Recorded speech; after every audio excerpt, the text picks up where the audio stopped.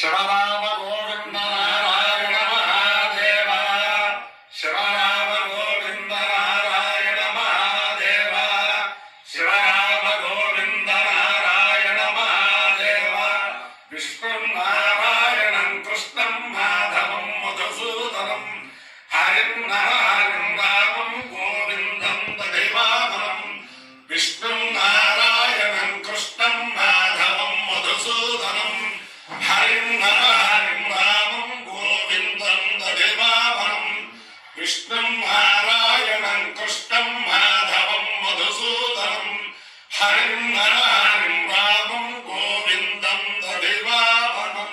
సనాతన పద్ధతిలో ఈరోజు వివాహ వార్షికోత్సవం జరుపుకుంటున్న 50 మందికి, సనాతన పద్ధతిలో ఈరోజు జన్మదినోత్సవం జరుపుకుంటున్న 50 మందికి, పునర్వసు నక్షత్రంలో జన్మించిన 50 మందికి అనేక వేదోక్త శుభాశీర్వచనములు, శుభాభినందనలు. ముందుగా పునర్వసు నక్షత్రం, తర్వాత బృహస్పతి గ్రహం, తర్వాత వేదాశీర్వచనం. నా పక్కన ఉన్న బ్రహ్మణ్యమూర్తి సారంగ స్వాధ్యాయ భాస్కర అనే బిరుదు సాధించిన మహానుభావులు. మాకందరికీ కూడా బ్రహ్మశ్రీ పద్మభూషణం ఉప్పులూరు గణపతి శాస్త్రి గారు వేద పండితులందరికీ కూడా వేద పారాయణ పథకం ప్రవేశపెట్టి చేశారు. అలాగే విష్ణుమట్ల సుబ్రహ్మణ్య సలక్షణ గణపాఠి గారు అని చెప్పంటే ఆంధ్రదేశంలో మొట్టమొదటి సలక్షణ గణపాఠి గారు. కంచి కామకోటి పరమాచార్య స్వామి వారికి, అలాగే జయేంద్ర సరస్వతి మహాస్వామి వారికి, అలాగే ఇప్పుడు శంకర విజయేంద్ర మహాస్వామి వారికి, అలాగే భారతీయ తీర్థ మహాస్వామి వారికి, అలాగే గణపతి సచ్చిదానంద స్వామి వారికి, అలాగే చిన్నజీవి స్వామి వారికి అందరికీ కూడా సుబ్రహ్మణ్య సంరక్షణ గణపాఠి గారు అంటే ఒక వ్యక్తి కాదు, ఒక సంస్థ, ఒక అని చెప్పి వారందరూ కూడా ఈయన్ని అంటే నాకు తెలుసు. అందులో ఈయన దగ్గర ఘన చదువుకున్న వాళ్ళు, అలాగే వేద భాష చదువుకున్న వాళ్ళు అనేక మంది ఇప్పుడు పెద్ద పండితులుగా ప్రకాశిస్తున్నారు. ఇటీవల మొన్ననే వారం 10 రోజుల్లో అయోధ్యలో భారతదేశంలోనే అత్యున్నతమైన భారతరత్న అనే బిరుదుతోటి సమానమైంది భారతాత్మ అశోక సింఘాల్ గారు ఏర్పాటు చేసిన ఆ సంస్థ వారు ఆ భారతాత్మ ఆ బిరుదుతోటి ఘన సన్మానం మొన్న ఉత్తరప్రదేశ్లో అయోధ్యలో రామచంద్ర వారి సన్నిధానంలో వారు స్వీకరించారు. విశేషం ఏమిటంటే చాలా చిన్న పల్లెటూరు మధునాపురం, అక్కడ జన్మించి పిచ్చుకలు వాడారు చిత్రం మధునాపురం. అక్కడి నుంచి అలా రాష్ట్రపతి అవార్డు గ్రహీత, రాష్ట్రపతి అవార్డు. ఆయన ఎన్ని అవార్డులు పుచ్చుకున్నారో అంతులేదు. అలాగే మొన్న ఏమిటనే భారతాత్మ అవార్డు. ఆయన యొక్క విషయం ఏమిటంటే ఆయన రామాయణం, భారతం, భాగవతం ఆయన చెబితే శ్రవణం చేస్తే ఉండే తాదాత్మ్యత మాకు ఎవరు చెప్పినా కూడా రాదు అని చెప్పి వీరి యొక్క రామాయణ, భారత భాగవతాలు విన్న అనేక మంది శిష్యులు నాకు దేశంలో చెప్పారు. ఆ ఉప్పు సొంపు ఆ చదవటం, ఆ పాత్రలో అలా లీనమైపోవటం అదంతా అంచేతన వారి సాక్షాత్తు సరస్వతి స్వరూపమే కాబట్టి ఆ సరస్వతి స్వరూపం యొక్క దివ్యానుగ్రహం వల్ల 50 మంది ప్రజలు సంపూర్ణ ఆయురారోగ్యాలతో ఉండాలని వారి దగ్గరే చిరంజీవి మా దత్తాత్రేయ గణపాఠి వేదభాష్యం అధ్యయనం చేశారు. వీరు కూడా 2 నిమిషాలు చెప్పాక తర్వాత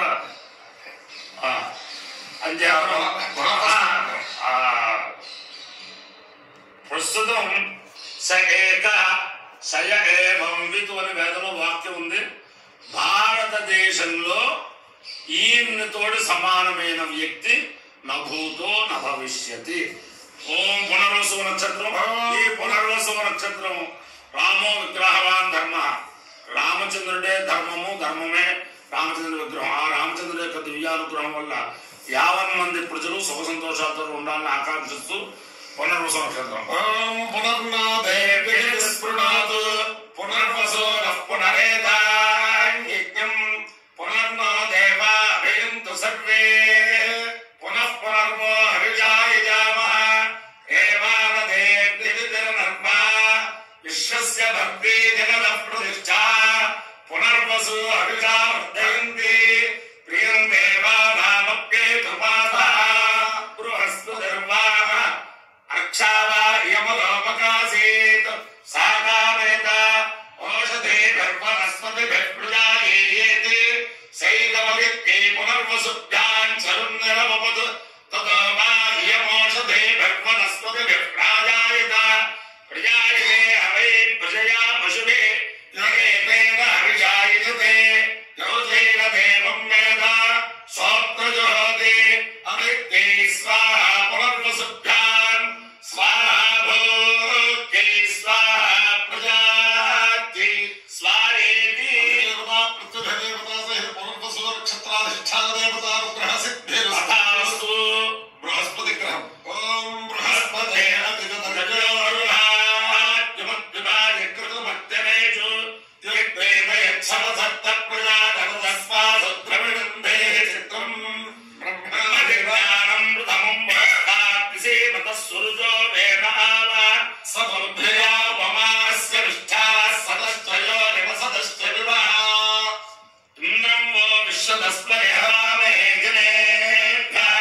అస్మాకమస్తు కేవలా. దేవతా ప్రత్యుదేవతా సహిత బృహస్పతి గ్రహానుగ్రహ సిద్ధిరస్తు. ఒక్క శ్లోకాన చెప్తాను. ఒక్క ప్రపంచ ప్రజలు ఉచ్ఛస్థే గ్రహ పంచకే సురగురు సేందు నవమ్యాంతిథౌ లగ్నే కర్కటకే పునర్వసయుతే మేషం గతే పూషణి నిర్దగ్ధుం నిఖిల పరాశ సమితో మేధ్యాదయోధ్యారణే ఆయుర్భూతమభూతపూర్వం పరం యత్కించిదేకం. భోజి మహారాజు మహాకవి. ఆయన ఆస్థానంలో కాళిదాసు మొదలైనటువంటి మహాకవులు ఎంతో మంది ఉన్నారు. ఆయన కూడా స్వయంగా కవి. ఆయన చంపు రామాయణం అని ఒక గ్రంథం రాశారు. అది రామాయణాన్ని గురించినటువంటి విషయం ప్రధానంగా అన్నమాట. ఇది చంపు కావ్యం అంటే గద్య పద్యం రెండుతో కలిపి ఉంటుంది. గద్య పద్యమయం కావ్యం చంపూరిత్య విధీయతే అని అన్నారు. దాంట్లో రాముడి యొక్క అవతారాన్ని గురించినటువంటి ప్రసంగం. ఆయన పునర్వసు నక్షత్రంలో పుట్టాడు అని మన వాళ్ళు ఇప్పుడు మంత్రాలు కూడా చెప్పారు. ఆయన పుట్టినటువంటి సమయం ఎలా ఉంది అని వర్ణించాడు భోజ మహారాజు గారి శ్లోకంలో. ఉచ్ఛస్థే గ్రహ పంచకే 5 గ్రహాలు ఉచ్చస్థానంలో ఉన్నాయండి. సురగురు సేందువు బృహస్పతి ఎక్కడున్నాడు అని చంద్రుల్లో ఉన్నట్ట. సురగురు సేందువు నవమ్యాంతిథౌ తిథి ఏమిటి అని అడిగితే నవమి. ఉచ్ఛస్థే గ్రహ పంచకే సురగురు సేందువు నవమ్యాంతిథౌ లగ్నం ఏమిటి అని కర్కాటక లగ్నం ఏంటండి. లగ్నే కర్కటకే నక్షత్రం పునర్వసుయుతే మేషం గతే పూషణి. సూర్యుడు మేషరాశిలో ఉన్నట్ట. ఏమి ఉచ్చస్థితి, ఏమి గొప్పతనం, ఏమి నక్షత్రం, ఏమి లగ్నము, ఏమి గ్రహ సంపద జ్యోతిష్కులు చెప్పారు. దాని గురించి నాకేం తెలుస్తుంది పెద్దగా. మేషం గతే పూషణి. అయితే ఇటువంటి పరిస్థితుల్లో పరమాత్మ ఎక్కడ ఆవిర్భవించారు అని భోజ మహారాజు అంటాడు. అయోధ్య అనేటటువంటి ఒక అరణిలో పుట్టాట. అరణి అంటే మీరు వినే ఉంటారు. యజ్ఞగాది కర్మానుష్ఠానాలు చేసిన వాళ్ళు 2 అరణిలు పెట్టుకొచ్చి కింద ఒక అరణి పైన ఒక అరణిని ఆ మధ్యలో శంకు పెట్టి మతిస్తే దాంట్లోంచి అగ్ని పుడుతుంది. అట్లా అయోధ్య అది ఎవరికి కూడా సాధ్యం కానటువంటిది కాబట్టి దానికి అయోధ్య అని పేరు. అటువంటి అరణిలో ఒక నిప్పు పుట్టిందిట. అది ఏమిటి? రాముడే. అది ఒక దివ్యమైనటువంటి ఒక అగ్ని. అగ్ని ఏం చేస్తుందండి అంటే అగ్ని మీద ఏదైనా సమిధలు వేసామనుకోండి, పలాస సమిధలు, అవన్నీ కూడా ఆహుతి అయిపోతాయి, మాడిపోతాయి, బూడిదైపోతాయి. పలాస శబ్దానికి రెండు అర్థాలు.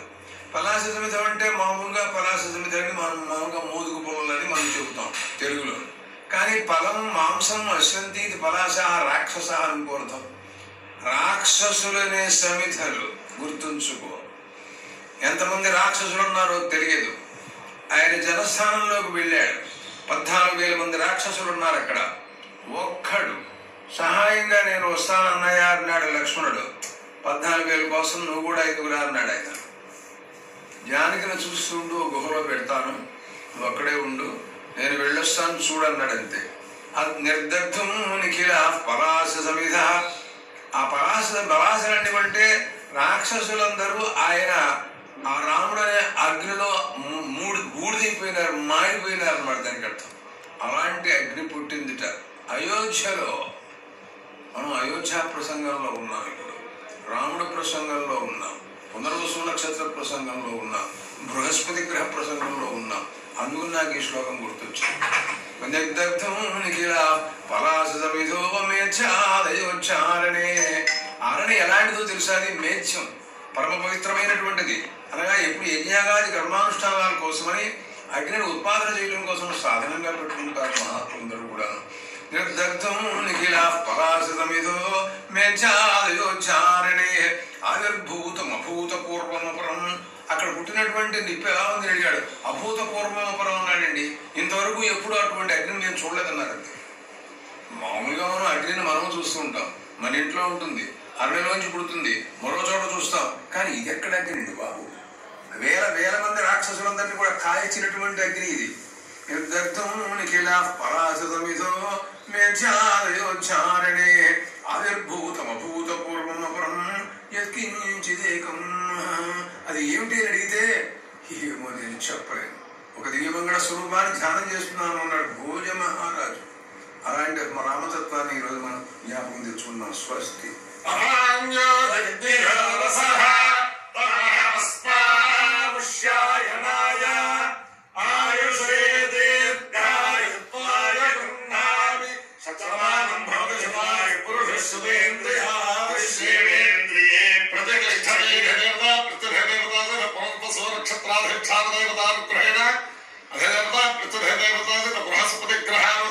బృహస్పతి గ్రహానుగ్రహేణ శ్రీరామానుగ్రహేణ శ్రీ వేద పురుషానుగ్రహేణ లక్ష్మీ ప్రసన్న వెంకటేశ్వర స్వామి దివ్యానుగ్రహేణ చ సమస్త భక్తజనానాం సకుటుంబానాం సపరివారాణాం క్షేమస్థైర్య ధైర్య వీర్య విజయ భయాయురారోగ్య ఐశ్వర్యాభివృద్ధిరస్తు.